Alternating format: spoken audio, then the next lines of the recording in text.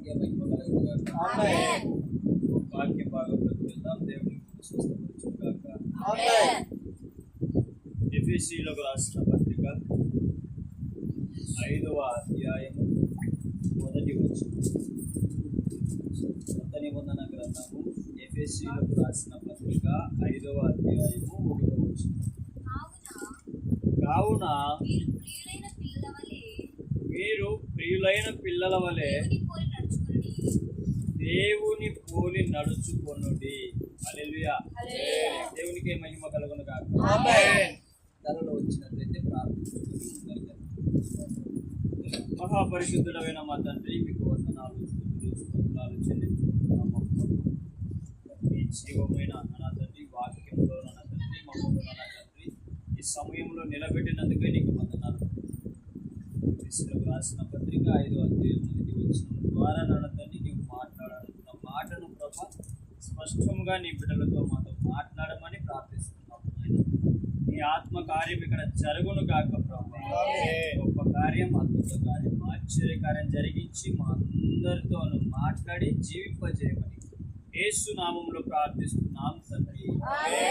ఆమేన్. హల్లెలూయా. ఒక్కసారి మళ్ళీ చదవండి. కావున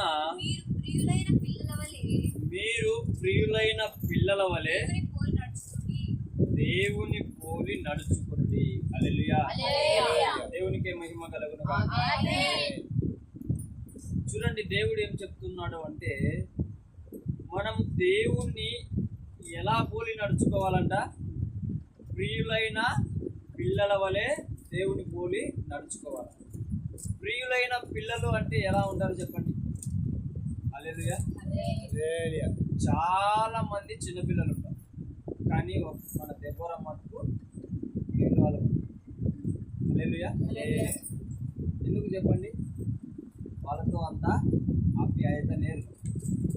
మన పాపతో ఆప్యాయత ఉంది, వాళ్ళతో అంత ప్రేమ మనకు దొరకల, కానీ మన పాపతో ఏమైపోయింది?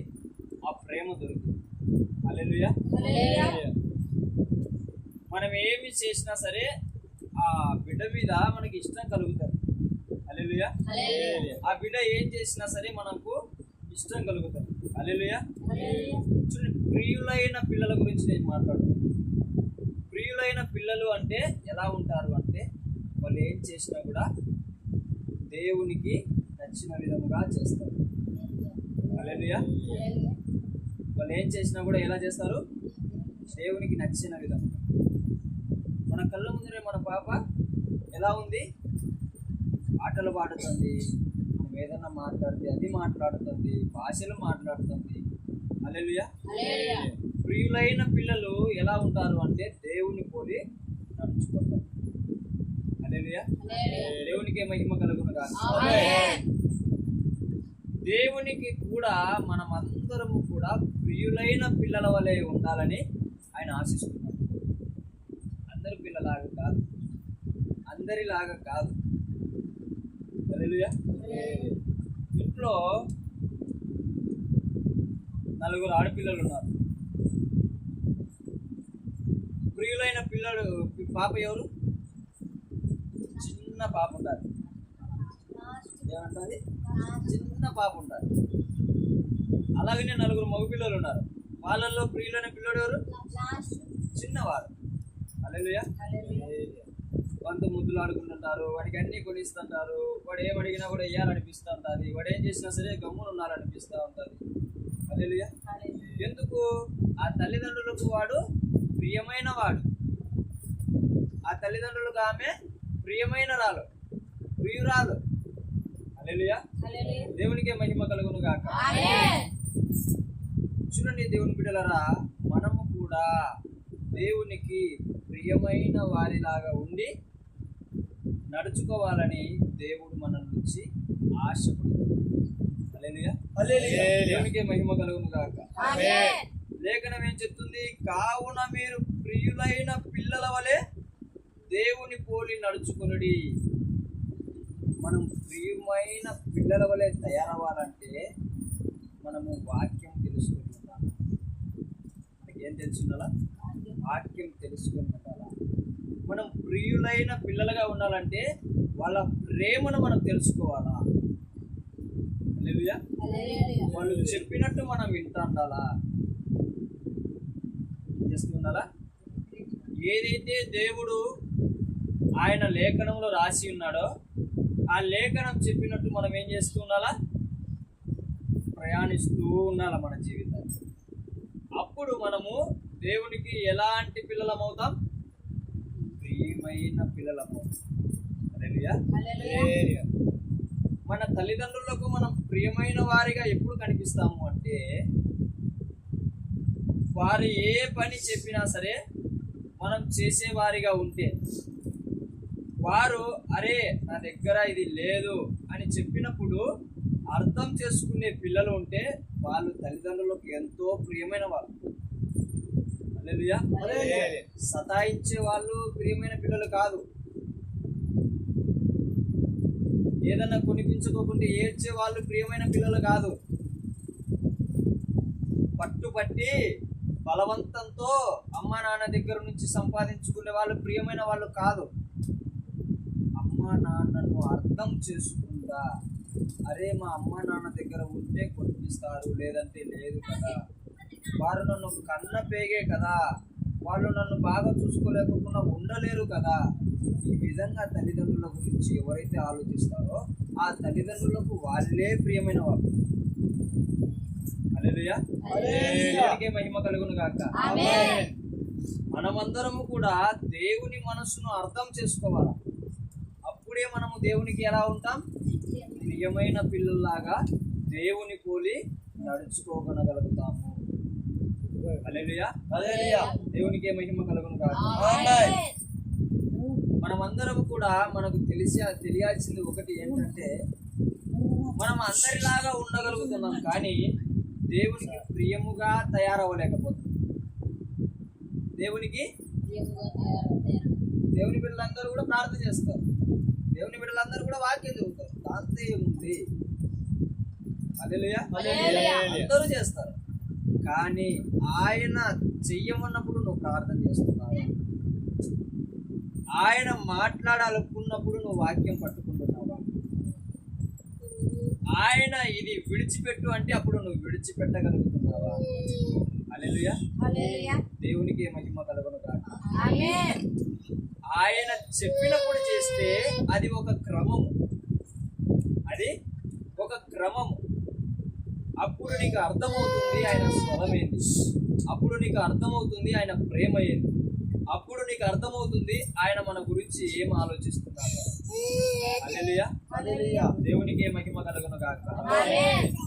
తల్లిదండ్రులు చెప్పినప్పుడు పిల్లలు ఎలాగైతే విన్నప్పుడు వాళ్ళు ప్రియురాలుగా ప్రియమైన బిడ్డలుగా ఎంచబడతారో, మనము కూడా దేవుడు చెప్పినప్పుడు విన్నప్పుడు, దేవుడు చెప్పినప్పుడు ఆ మాటను విన్నప్పుడు వాటిని అనుసరించినప్పుడు మనం ఎవరికి ప్రియమైన బిడ్డలుగా తయారవుతాం, దేవునికి ప్రియమైన బిడ్డలుగా తయారవుతాం. హల్లెలూయా. దేవునికి మహిమ కలుగును గాక. చూడండి, ప్రియమైన బిడ్డలు ఎలా బ్రతుకుతారు అంటే ఒక క్రమం అనేది ఉంటుంది, ఒక క్రమం అనేది ఉంటుంది, ఒక పరిశుద్ధత అనేది ఉంటుంది, ఒక పరిశుద్ధత అనేది ఉంటుంది, ఒక ప్రవర్తన తీరు అనేది కూడా ఉంటుంది. అదే కాలంలో దేవుడు మాట్లాడిన మీకు గుర్తుకుందో లేదో ఆ మాట, మన ప్రవర్తనను బట్టి ఎవ్వరు కూడా మనలను నిందించవద్దు. హల్లెలూయా. దేవునికి మహిమ కలుగును గాక. మన ప్రవర్తనను బట్టి ఎవ్వరు కూడా నిందించొద్దు మనల్ని. చూడండి 2వ వచనం ఒక్కసారి చదవండి. క్రీస్తు మిమ్మును ప్రేమించి, చూడండి, పరిమళ వాసనగా ఉండుటకు మన కొరకు తన్ను తాను దేవునికి అర్పణముగాను బలిగాను అప్పగించుకొనెను. హల్లెలూయా. దేవునికి మహిమ కలుగును గాక. చూడండి ప్రియ దేవుని బిడ్డలారా, దేవుడు ఇక్కడ మనకు తెలియజేస్తున్న మాట ఏమిటంటే, మనల్ని దేవుడు ప్రాణం పెట్టే విధముగా ప్రేమిస్తున్నాడు. నేను ముందు ఒక మాట అన్నా, ఏ మాట? మన ప్రవర్తనను బట్టి ఎవ్వరు కూడా నిందించవద్దు, మనల్ని అవమానపరచకూడదు, కించపరచకూడదు. అంటే మనలో ఎవరున్నారు? ఆత్మదేవుడు. ఆయనకు ఈ శరీరం ఏమైపోయింది? ఆలయముగా మారిపోయింది. హల్లెలూయా. ఎవరైతే నమ్మి బాప్తిసం పొందుకొని రక్షింపబడ్డారో వాళ్ళందరూ కూడా దేవుని ఆలయం లాగా తయారైపోయినారు. ఆయన సంఘములో మీరు ఒక అవయవమై ఉన్నారు. హల్లెలూయా. ఎవరన్నా మీ ప్రవర్తనను బట్టి నిందిస్తే అది ఎవరికి అవమానం? ఇప్పుడు చెప్పండి. హల్లెలూయా. ఎవరన్నా మిమ్మల్ని హేళన చేస్తే ఎవరికి అది కలుగుతుంది? మనల్ని ఎవరు హేళన చేసుకోకుండా చూసుకోవాలి, కాపాడుకోవాలి. హల్లెలూయా. మనం నవ్వుకుంటూ ఉంటాం, అది కాదు హేళన అంటే. మనం ఇక్కడికి వచ్చి బైబిల్ పట్టుకొని మనం ఇక్కడికి వచ్చి ప్రార్థన చేసి బయటికి వెళ్ళి ముసలమ్మ ముచ్చట్లు పెడతారు, అప్పుడు హేళన చేస్తుంటారు చూడు, అది హేళన. దాని వలన ఏమవుతుంది? దేవునికి అవమానం జరుగుతుంది. మనం ఇక్కడికి వచ్చి ప్రార్థన చేస్తాం, ఇక్కడికి వచ్చి మనం వాక్యం చదువుతాం, ఇక్కడికి వచ్చి చాలా శ్రద్ధగా వింటాం కదా, అన్నీ మర్చిపోయి బయటికి వెళ్ళి సినిమాలు చూస్తాం చూడండి, సీరియల్ చూస్తాం చూడండి, అప్పుడు ఏమైపోతుంది? దేవునికి అవమానం జరుగుతుంది. అది అవమానాలు, హేళనలు అంటే. హల్లెలూయా. మనముగా కొన్నిసార్లు ఏం చేసుకుంటుంటాం? జోక్గా మాట్లాడుకుంటుంటాం. దానివల్ల కాదు నేను చెప్పేది. హల్లెలూయా. క్రీస్తును అవమానపరచడం అంటే అది లేఖనాలను పట్టుకొని పరుస్తాడు వాడు అపవాది. హల్లెలూయా. క్రీస్తును అవమానపరచడం అంటే మన ప్రవర్తనను ఎవ్వరు కూడా నిందించకూడదు. నువ్వేంది ఇలా ప్రార్థన చేస్తావు, నువ్వేంది ఇలా వాక్యం చదువుతావు, నువ్వేంది ఇలా మందు కొడతావు, నువ్వేంది ఇలా బాగా ప్రార్థనకు పోతావు, ప్రతి ఆదివారం పోతావు, నువ్వెందుకు సినిమాలు చూస్తావు, ఎవ్వడు నిందించకూడదు. హల్లెలూయా. నువ్వేంది ప్రార్థన చేస్తావు, నువ్వేంది వాక్యం చదువుతావు, నువ్వేంది పాటలు పాడతావు, ఏది బూతు మాటలు మాట్లాడుతున్నావు. హల్లెలూయా. ఎవ్వరు కూడా ఏం చేయకూడదు? నిందింపకూడదు మన ప్రవర్తనను బట్టి. హల్లెలూయా. దేవునికే మహిమ కలుగును గాక. ఒక్కసారి చూడండి, ఎవరైతే అలా నిందింపబడకోకుండా మన ప్రవర్తనను కాపాడుకుంటూ ఉంటారో వారు దేవునికి ఎవరంట? ప్రియులైన పిల్లలంట. హల్లెలూయా. దేవునికే మహిమ కలుగును గాక. నిన్ను నిందించారేమో, ఎందుకు ఇలా సీరియల్ చూస్తున్నావు, ప్రార్థన పోతావు కదా, నిన్ను నిందించారేమో, ఎందుకు ఇలా బూతులు మాట్లాడుతున్నావు, మందిరానికి వెళ్తావు కదా అని చెప్పి ఇప్పటి నుంచే నువ్వేం చేసుకోవాలా? సరి చేసుకో. నీ వల్ల నువ్వు నష్టపోవడం లేదు, నువ్వు అవమానపడడం లేదు. నీకు అలవాటు అయిపోయింది అవమానపడము, నీకు అలవాటు అయిపోయింది అపహసించబడము, నీకు అలవాటు అయిపోయింది నువ్వు 10 మందిలో నవ్వుల పాలు అవ్వకూడదు. కానీ దేవునికి అలవాటు కాలేదు, అది దేవునికి అది సెట్ అవ్వదు. ఆయన పరిశుద్ధుడు, యుగ యుగాలను రాజ్యాలను ఏలే దేవుడు ఆయన. అటువంటి ఆయనను నీవు కలిగి ఉండి నీ మనసులో, నీ హృదయములో, నీ శరీరములో ఆయనను ఉంచుకొని నిన్ను బట్టి ఇంకొకరు ఇలా మాట్లాడుతున్నారంటే అది ఎంత దౌర్భాగ్యం.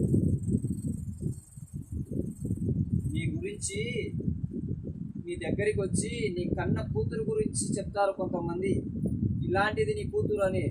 అప్పుడు నీకు ఎంత అవమానం కలుగుతుంది? ఒక తల్లిగా ఆలోచించు, ఒక తండ్రిగా నువ్వు ఆలోచించు.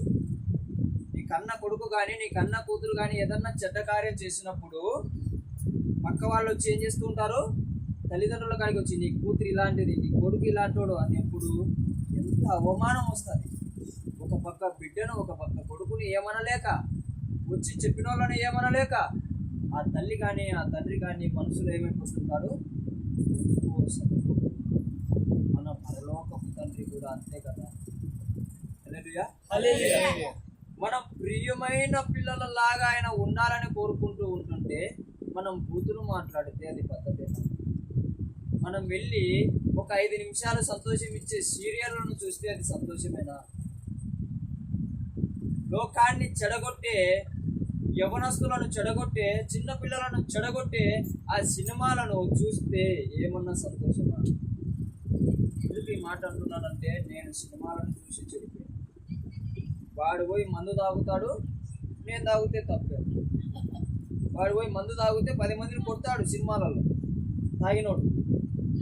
వాడు పోయి అమ్మాయిలతో తిరిగితే 10 మంది ఏమనుకుంటారు, వీనికి అమ్మాయిలతో తిరిగే అలవాటు ఉంది అని చెప్పేసి పొగుడతారు సినిమాలలో. తెలుసా, ప్రేమ గురించి ఎక్కడంటే ఈ సినిమాల వల్లనే. మనకి ఇక్కడ అమ్మాయిలు కానీ అబ్బాయిలు కానీ చెడిపోయేది ఎక్కడ ఎక్కువగా? సినిమాల వల్లనే ఎక్కువ చెడిపోతారు. డబుల్ మీనింగ్ మాటలు ఎక్కడ నేర్చుకుంటారు? జబర్దస్త్లోనే నేర్చుకుంటారు. హల్లెలూయా.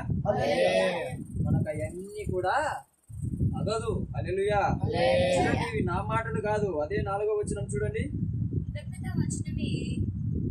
5వ వచనం చూడండి మా.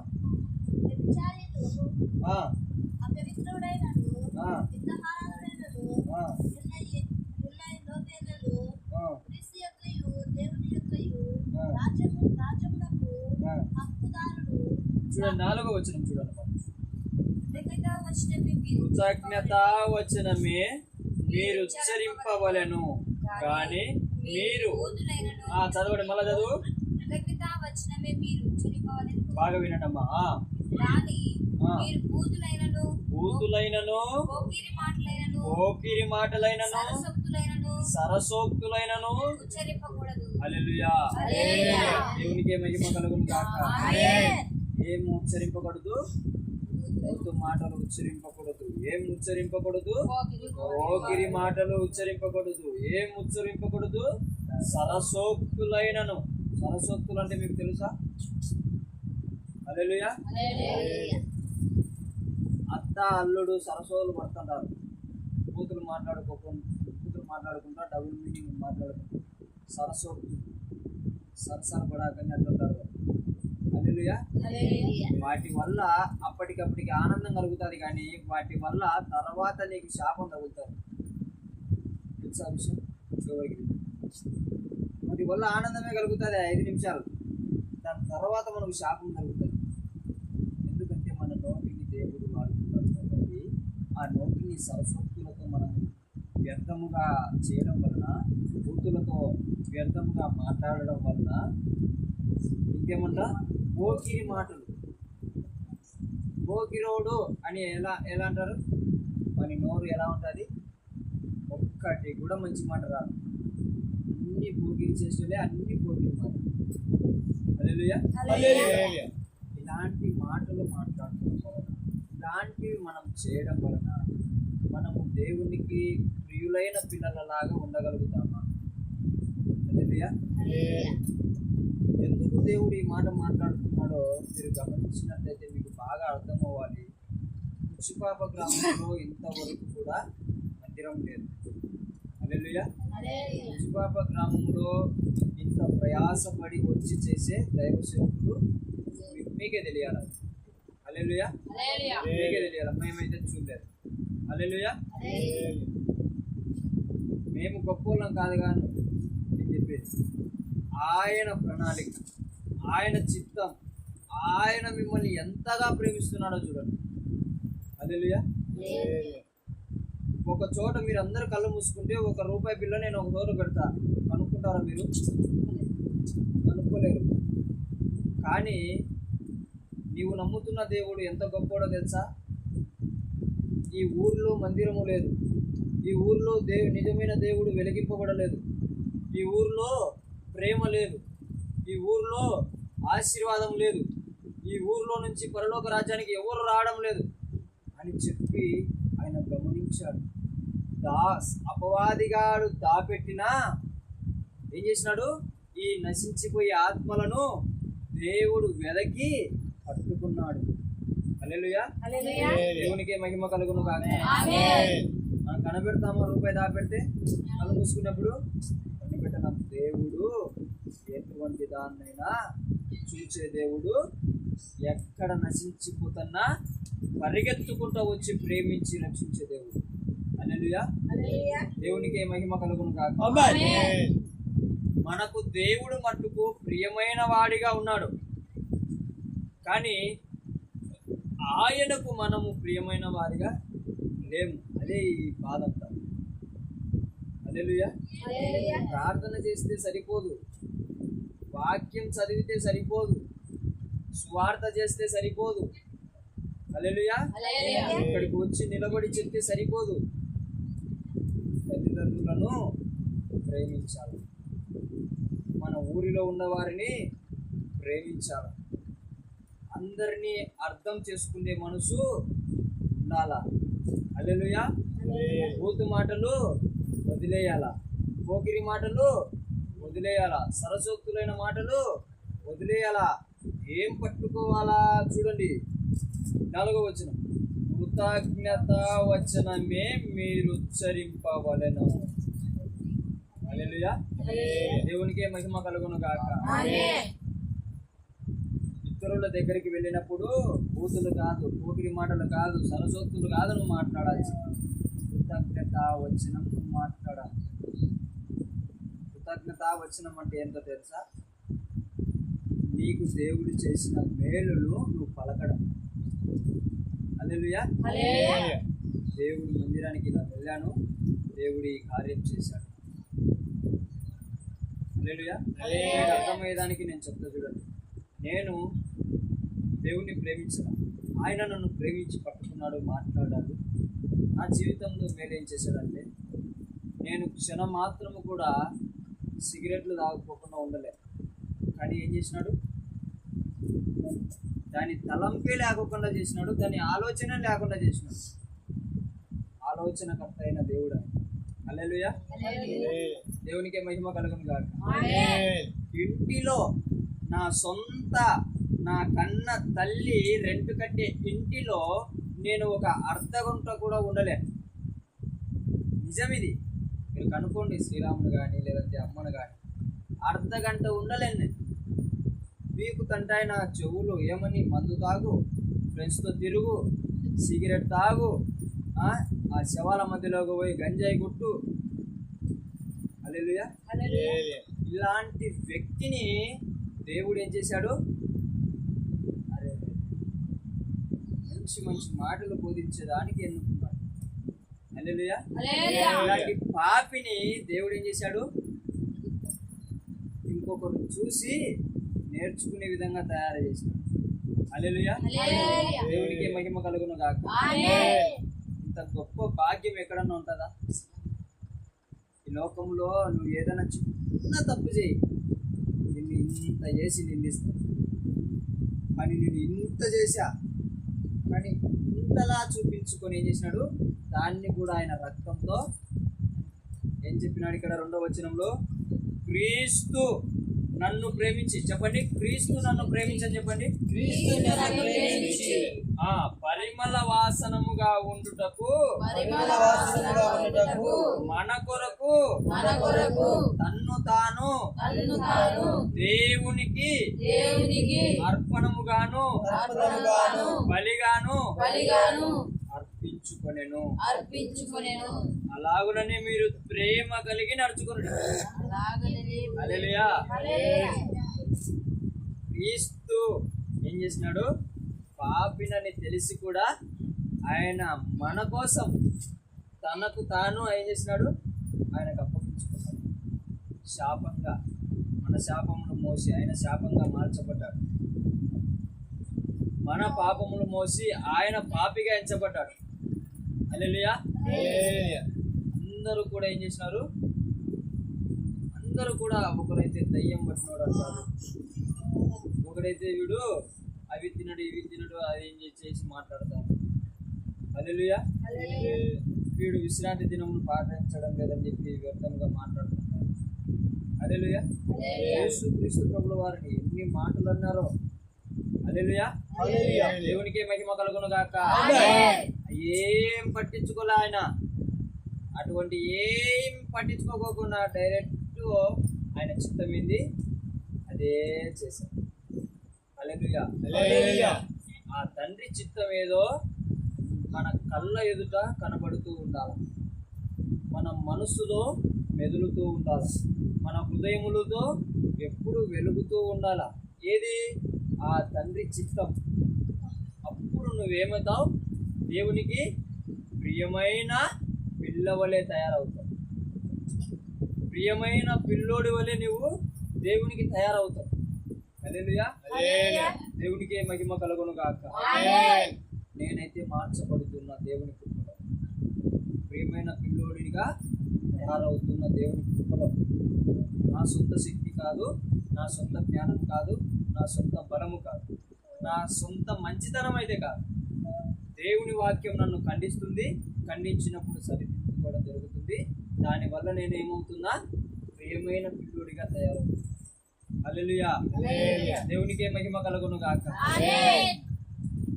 ప్రతి విషయంలో మనం ఏం కావాలా? దేవునికి ప్రియమైన, అందరిలాగా కాదు, నువ్వు ప్రియముగా, నువ్వు పిలిస్తే వెంటనే జవాబు వచ్చేయాలా, ఇంత ప్రియముగా తయారైపోవాలి. నీవు ఎవరి గురించన్నా, అనారోగ్యం గురించన్నా ప్రార్థించినప్పుడు వెంటనే స్వస్థతలు అంత ప్రియమైన వాడిగా తయారైపోవాలి. హల్లెలూయా. నీవు ఒకరికి ప్రియమైన కూతురుగా, నీకు ఒక ప్రియమైన కుమారుడిగా నువ్వు ఉంటే నీ తండ్రి ఏం చేస్తాడు? నువ్వు అడిగిన వెంటనే వెనకాడడు.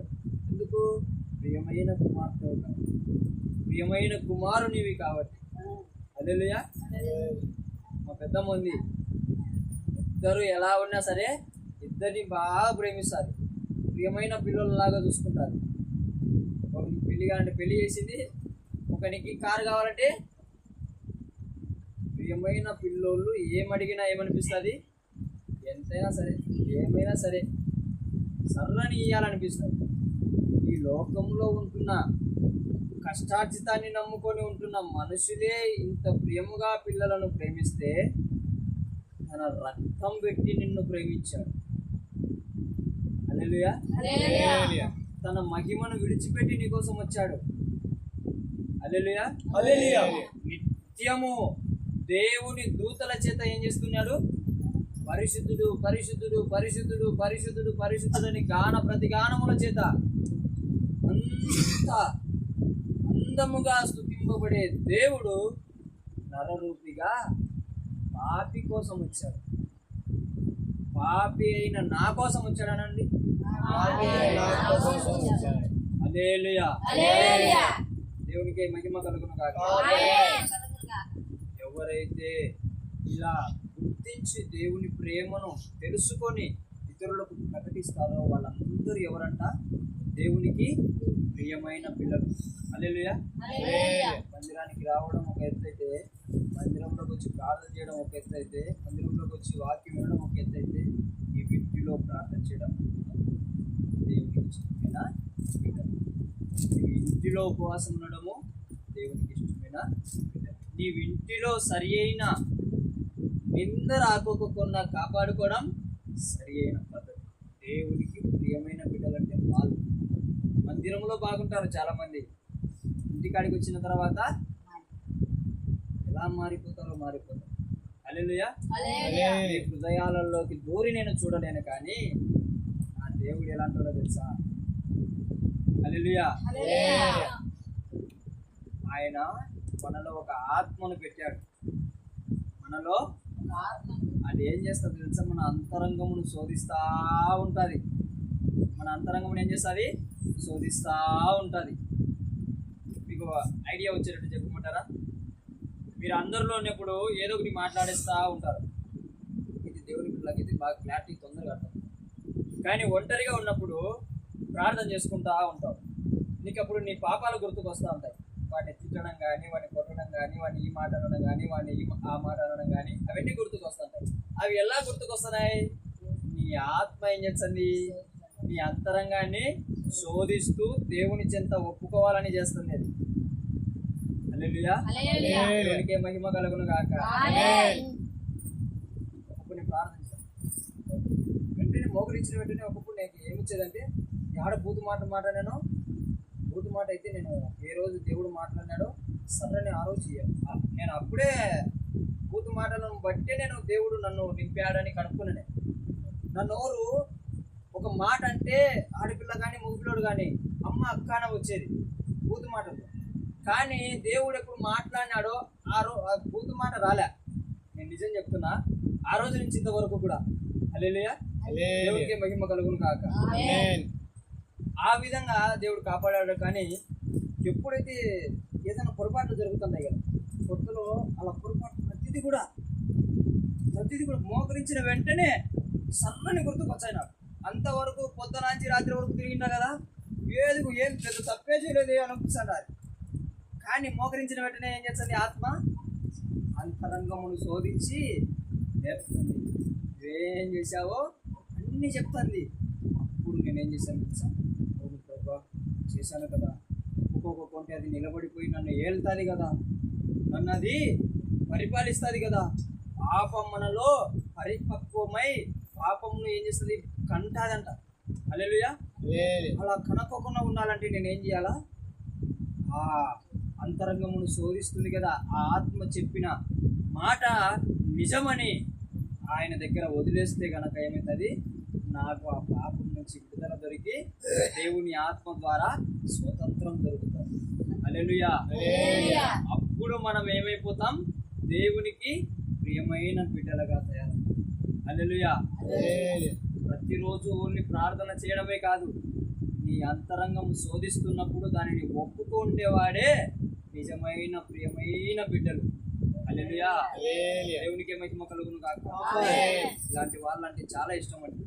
పాపం చేసిన తర్వాత నేను పాపం చేశాను, ఈరోజు నేను ప్రార్థన చేయలేను, పాపం చేశాను, ఈరోజు నేను వాక్యం చదవలేను, పాపం చేశాను, ఈ దేవుడు ఏమనుకుంటాడో, ఇలాగా నటన చేసేవాళ్ళు ఆయనకి ఇష్టంలే. నటనలు అవన్నీ అపవాది నిన్ను చిక్కులలో వేస్తున్నప్పుడు నువ్వేం చేయాలా? దేవుని జ్ఞానము చేత అవును నేను పాపం చేశాను, ఒప్పుకున్నా నేను అని మోకరించి ఒప్పుకోవాలా. వాళ్ళు ప్రియమైన బిడ్డలు. హల్లెలూయా. నరరూపులం మనం, శరీరాన్ని ధరించుకున్న వాళ్ళం. ఏదో ఒక విషయంలో చెడ్డ తలంపు, చెడ్డ ఆలోచన, హల్లెలూయా, విషయాలలో మనం ఏమైపోవాలా? చేశామని చెప్పేసి భయపడకుండా దేవుని దగ్గరికి రాకుండా దూరం అయిపోవద్దు. అది కాదు వాక్యం మనకు నేర్పించేది, అది కాదు. ప్రతిరోజు ఆయన దగ్గర కూర్చున్నప్పుడు ఏం చేయాలా? నరకబడుతూ ఉండాలా, చీల్చబడుతూ ఉండాలా, కొట్టబడుతూ ఉండాలా. అప్పుడు మనం విలువైన వారిగా, ప్రియమైన వారిగా తయారవుతాం. హల్లెలూయా. అందరికీ ఒకటి చెప్తా, పాపం చేసినప్పుడు దేవునికి దూరంగా ఉంటే ఇంకా చాలా ప్రమాదకరం. పాపం జరిగినప్పుడు దేవునికి మరీ ఎక్కువ. హల్లెలూయా. నేను కొన్ని చోట్ల ఏమైపోతా అంటే కోపడతాను కదా. నాకు అపవాది ఏం చెప్తుంది అంటే, మీకు అర్థమైందండి, నాకు అపవాది ఏం చెప్తుంది అంటే, కోపపట్టినావు కదా నీ ప్రార్థన దేవుడు వింటాడు. హల్లెలూయా. ఇంత ఈజీగా పడేయాలని చూస్తుందని. హల్లెలూయా. దేవుని కృప చేత వాక్యం చదువుతున్నాం కాబట్టి మోకరించి అయ్యా నన్ను ఇలా పడగొట్టాలని చూస్తున్నాను. నిజమే, కోప్పడింది నిజమే. అతనితో నేను సమాధాన పడతాను. ఈ లేఖనం నాకేం చెప్పింది? సమాధాన పని చెప్పింది. నేను సమాధాన పడతా. నా పాపమును క్షమించండి. హల్లెలూయా. అతన్ని నేను మళ్ళీ తిరిగి ప్రేమిస్తా. నా పాపమును క్షమించేసి అంటే క్షమిస్తాడా? క్షమించడం. నిజం ఒప్పుకునేవాడంటే దేవునికి చాలా ప్రియమైన బిడ్డలు. హల్లెలూయా. పొద్దున వాక్యం విన్నారా? యథార్థవంతులు మనకు మరణం అయ్యేంత వరకు అంట. హల్లెలూయా. మరణం అయ్యేంత వరకు యథార్థతను విడిచిపెట్టకోకుండా బ్రతకాలంట. వాడు నిజమైన క్రైస్తవుడు. అటువంటి వాళ్ళు నిజమైన ప్రియమైన బిడ్డలు. హల్లెలూయా.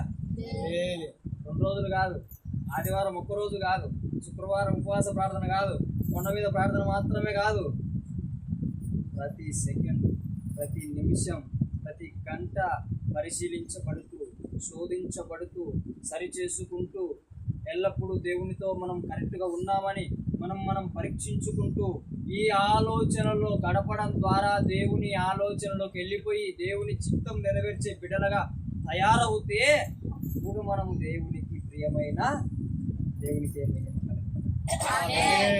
హల్లెలూయా.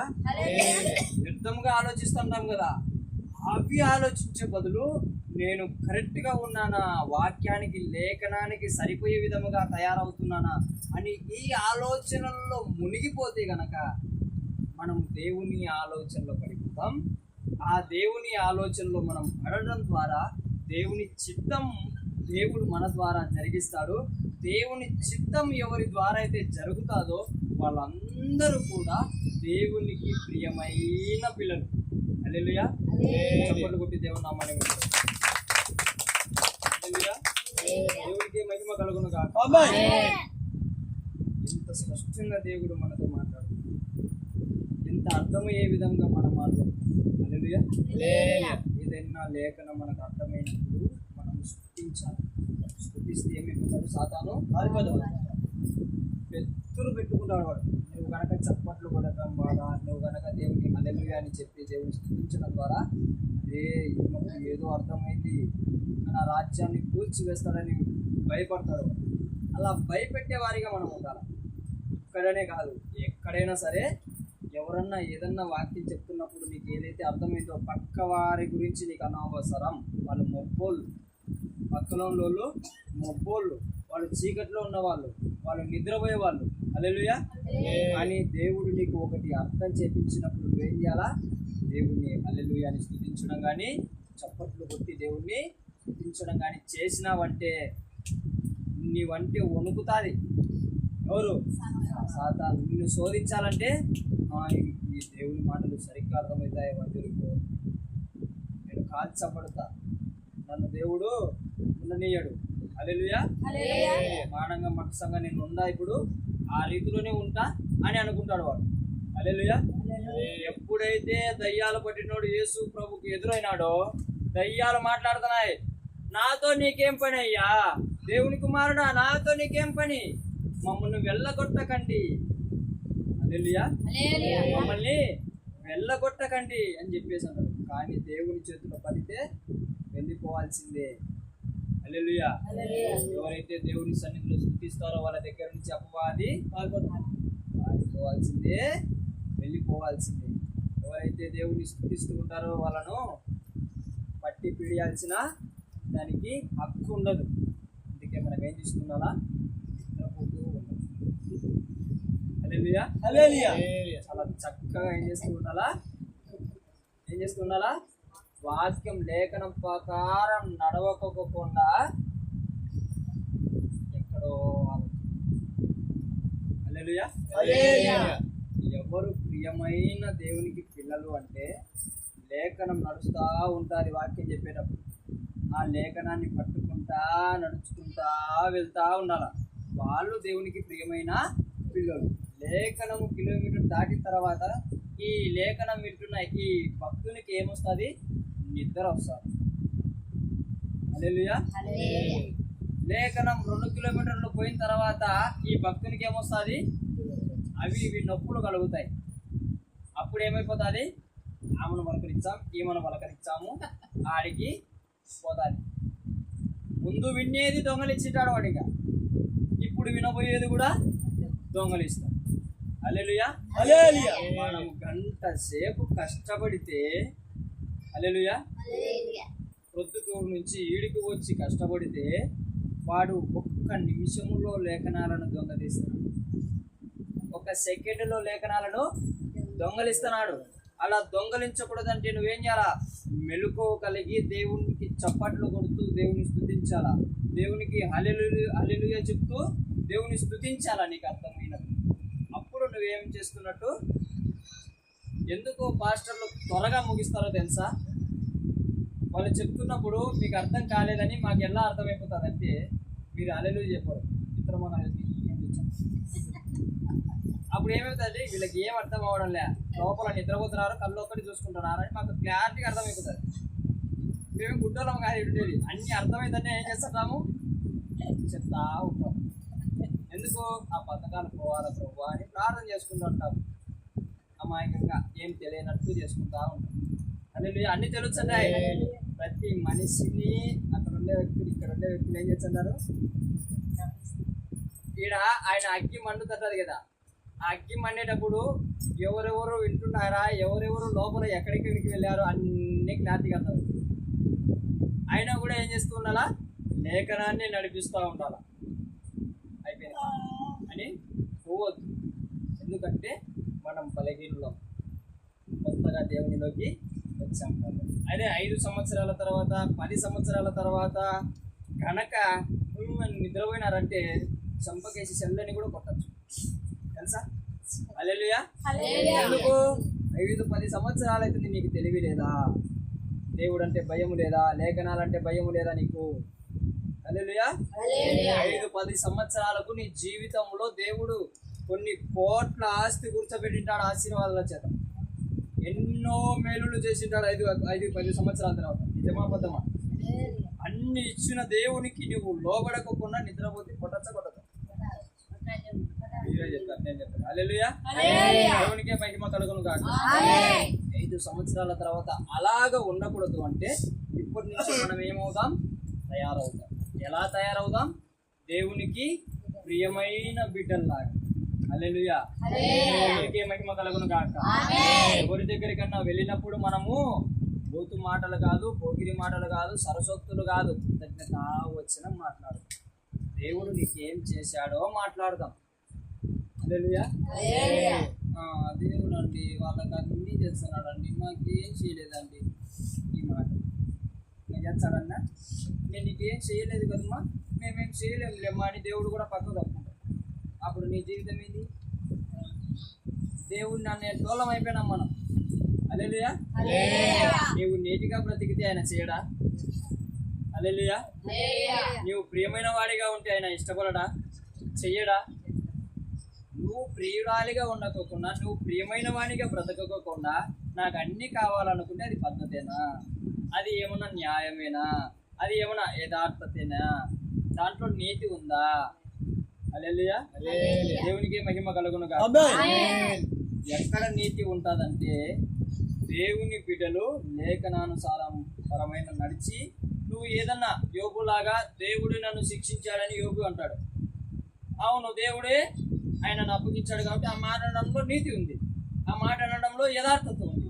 కానీ నువ్వు యథార్థత లేదు, నీలో నీతి లేదు. దేవుడు నిన్ను శిక్షించలే, నీకు నువ్వే తెచ్చుకునేవన్నీ. కానీ నువ్వేమంటావు? దేవుడు నన్ను ఇలా చేసినాడు అండి. అది పద్ధతిగా, అది యథార్థత, అది నీతిగా. హల్లెలూయా. నువ్వు శ్రద్ధగా విను, నువ్వు శ్రద్ధగా ఆదివారం మందిరానికి రా. హల్లెలూయా. శ్రద్ధగా దేవుని నీకు కాపరిగా నియమించిన వారి మాట నువ్వు విను. ఏ రోజన్నా నువ్వు ప్రార్థన చేస్తే దేవుడు వినకుంటే అప్పుడు వచ్చినన్నాడు. నువ్వేం చేయాలా? వాక్యం శ్రద్ధగా విను, దాన్ని మనసులో పెట్టుకో. సంఘ కాపరి మాట విను, దాన్ని మనసులో పెట్టుకో. ఏం చెప్తే అది చెయ్యి. ప్రతిరోజు ప్రార్థన, ప్రతిరోజు వాక్యం నీ హృదయంలో పెట్టు. నువ్వు ఏదైనా ప్రార్థన చేస్తే అది వినపడకుండా, జవాబు రాకుండా ఉంటే నన్ను అడగవు, దానికి నేను జవాబిస్తాను. హల్లెలూయా. ఎందుకు ఇంత ధైర్యంగా చెప్తున్నానంటే, ఒక్క ప్రార్థనకు జవాబు రాలేదు అనే సాక్ష్యం నాలో లేదు. నేను చేసిన ప్రతి ప్రార్థనకు జవాబిస్తున్నాడు. జవాబు అంటే మీ విషయంలో జవాబు ఏంటంటే ఏదైనా కోరుకుంటే అది ఇవ్వడమే జవాబు అనుకుంటారు. అది జవాబు కాదు. హల్లెలూయా. పొరపాటు. ఏదన్నా అడిగినామంటే అది ఇస్తేనే జవాబు అనుకుంటారు, అది జవాబు కాదు. హల్లెలూయా. ఏది జవాబు తెలుసా? నువ్వు ఏదన్నా అడిగినావు కదా, అడిగిన తర్వాత అది ఇస్తే అది ఒక జవాబు. అది ఇవ్వకోకుండా దేవుడు ఏదన్నా దీనివల్ల నీకు ప్రాబ్లం వస్తుంది కాబట్టి నీకు ఇవ్వను అని చెప్తాడు, అది కూడా జవాబే. హల్లెలూయా. చిన్నపిల్లలు ఈ పాప అడుగుతుంది ఏమని? నాకు స్కూటీ కావాలని అడుగుతారు. ఈ పాపతో దేవుడు మాట్లాడాడు, అచ్చయ్య నీ ఏజ్ స్కూటీ నడిపే ఏజ్ కాదు, దానివల్ల నువ్వు ఏదో ఒక రోజు యాక్సిడెంట్ అయ్యి ఇలా చనిపోతావు కాబట్టి నీకు ఇది ఇవ్వను. అది కూడా జవాబే. హల్లెలూయా. అది కూడా జవాబే. మనల్ని కాపాడడానికే కదా, అది మనల్ని రక్షించడానికే కదా. ఆయన ప్రేమమయుడు, ఆయన కరుణామయుడు. హల్లెలూయా. ముందుగానే మన జీవితాన్ని ఎరిగిన దేవుడు నాతో మాట్లాడాడు కాబట్టి నేను ఇంత క్లారిటీగా చెప్తాను. నేను బైక్ అడిగిన ఒకరోజు అంత వయసులో ఉండేప్పుడు, ఆ వయసులో ఇలా నాకు క్లారిటీగా చెప్పినాడు, నీ ఏజ్ అది కాదు, నీ ఏజ్ వచ్చినప్పుడు నువ్వు అడగకోకుండానే తెచ్చి పెడతాను. హల్లెలూయా. తెచ్చినాక కాపాడుకోలేకపోయినా. షోరూమ్ బండి, కొత్త బండి, మంచి బండి. హల్లెలూయా. దేవుళ్ళు నేను అది ఇచ్చేటప్పటికి ఆయనేమో మాట నెరవేర్చుకున్నాడు, కానీ నేను నా బ్రతుకును మార్చుకున్నాను, లోకానికి మార్చుకున్నాను. అది లేదు. హల్లెలూయా. మనం నిరంతరం ఆయనలో ఉంటే ఆయన మనలో కూడా నిరంతరం అద్భుతాలు చేస్తూ ఉంటాడు. హల్లెలూయా. జవాబు అంటే ఏమర్థమైంది కదా, దేవుని నుంచి వచ్చేది జవాబు, అడిగింది ఇచ్చేది జవాబు కాదు, దేవుని నుంచి వచ్చేది జవాబు. ఏది మంచిది ఏది చెడు అని చెప్పేది కూడా నీకు జవాబే. హల్లెలూయా. దేవునికే మహిమ కలుగును గాక. ఒకసారి లేఖనాలు చూసుకొని మనం ముగించుకుందాం. 1వ వచనం నుంచి 4వ వచనం వరకు చదవడం కంటిన్యూగా. కావున మీరు ప్రియులైన పిల్లల వలె దేవుని పోలి నడుచుకొనుడి. క్రీస్తు మిమ్మును ప్రేమించి పరిమళ వాసనగా ఉండుటకు మన కొరకు తను తాను దేవునికి అర్పణముగాను బలిగాను అప్పగించుకొనెను. అలాగునని మీరును ప్రేమ కలిగి నడుచుకొనుడి. మీలో చారుత్వమే గాని ఏ విధమైన అపవిత్రతయే గాని లోభత్వమే గాని వీటి పేరేను ఎత్తకూడదు. ఇదే పరిస్థితులకు తగినది. కృతజ్ఞతా వచనమే మీరు ఉచ్చరింపవలెను గాని మీరు బూతులైనను పోకిరి మాటలైనను సరసోక్తులైనను ఉచ్చరింపకూడదు. ఇవి మీకు తగవు. దేవునికి మహిమ కలుగును గాక. దేవునికి ప్రియమైన పిల్లలుగా ఉండాలని మనం నేర్చుకున్నాం. హల్లెలూయా. అలాగుననే మళ్ళీ ఏం నేర్చుకున్నాం, బూతు మాటలు, పోకిరి మాటలు, సరసోక్తులు కాకుండా కృతజ్ఞతా వచనము పలకడం మనం నేర్చుకున్నాం. హల్లెలూయా. 3వదిగా చెప్పుకొని ముగించేసుకుందాం. ఏమన్నాడు 2వ వచనంలో, క్రీస్తును మిమ్మును ప్రేమించి పరిమళ వాసనగా ఉండుటకు. హల్లెలూయా. దేవునికి మహిమ కలుగును గాక. ఎవరైతే దేవునికి ప్రియమైన పిల్లల్లాగా ఉంటారో, ఎవరైతే ఇతరుల పట్ల కృతజ్ఞతాభావం కలిగి మాట్లాడుతూ ఉంటారో వారందరూ కూడా పరిమళ సువాసనగా తయారైపోతారు. హల్లెలూయా. దేవునికి మహిమ కలుగును గాక. పరిమళ వాసన ఎలా ఉంటది? ఒక ఈ లోకంలో ఉండే ఒక సెంట్ ఇట కొడితే ఏముంటది? వాసన. హల్లెలూయా. వాసన వస్తుంది కదా, ఆ వాసన గురించి నేను మాట్లాడతాను. హల్లెలూయా. మా పిల్లోడా వాళ్ళ అమ్మ మాట వాళ్ళ నాన్న మాట ప్రతి ఆదివారం చర్చికి వెళ్తారు, ప్రతిరోజు ప్రార్థన చేస్తారు, ప్రతిరోజు వాక్యం చదువుతుంటారు. ఈ సువాసన గురించి దేవుడు మాట్లాడుతారు. హల్లెలూయా. మీరు ఉన్నారా? పరిశీలన చేసుకోండి. పరిమళ వాసనగా ఉన్నారా, లేదంటే దుర్వాసనగా ఉన్నారా? దుర్వాసన ఎప్పుడు కొడుతుందంటే బూతులు మాట్లాడినప్పుడు, సరసోక్తులు మాట్లాడినప్పుడు, పోకిరి మాటలు మాట్లాడినప్పుడు మనం ఏం వాసన కొడతాం? దుర్వాసన కొడతాం. కాలువ పక్కనే పోయి అట్నే తింటావా? తినలే. హల్లెలూయా. మన ఇంట్లో అయితే తినగలవు. నువ్వు దుర్వాసన కొడతా అంటే నీతో అందరు కలిసి ఉంటారా? కృతజ్ఞతాభావం కలిగి పరిమళ వాసనగా ఉంటే అందరూ, దేవునికి ప్రియమైన పిల్లలుగా ఉండి పరిమళ వాసనగా ఉంటే నీ దగ్గరికి వద్దనే కూడా. ఇప్పుడు నా చెల్లెళ్ళు ఉన్నారు, వీళ్ళందరూ నా దగ్గర ఎందుకు కలిసి ఉంటారు? అందరి మగ పిల్లల కాడికి ఉండమను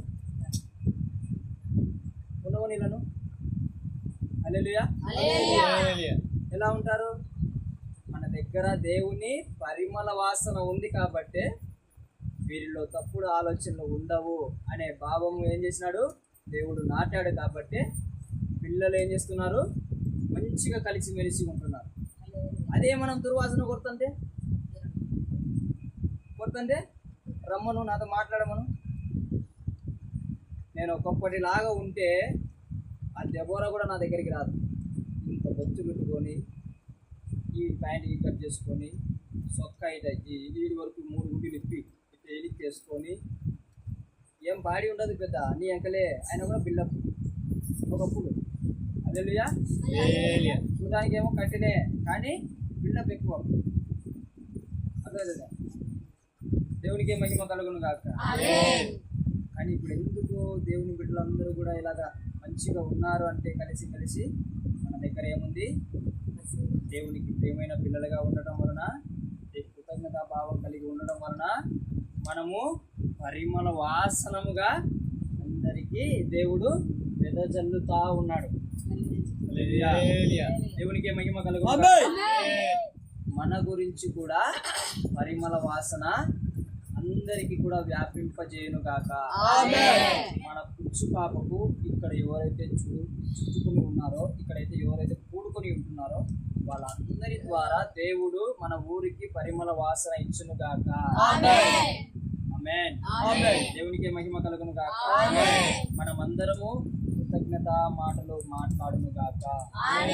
మనమందరము దేవునికి ప్రియమైన పిల్లలుగా తయారవును గాక.